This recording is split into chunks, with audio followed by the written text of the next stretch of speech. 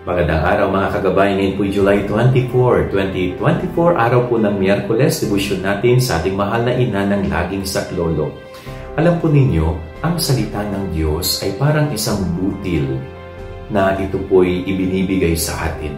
Pero ang tanong, paano natin tinatanggap ito? At anong klase tayong tumatanggap sa binhi ng salita ng Diyos? Katulad ba tayo ng isang matabang lupa na kapag tinanggap natin ito, ito'y lumalaki, lumalago, at nagiging kapaki-pakinabang? Sana po tayo mga tao, sa tuwing napakikinggan natin ang salita ng Diyos, ito ay tumatanim sa ating puso, hindi lang sa isip. Sapagkat pag tumanim ito sa ating puso, siguradong ito'y lalago.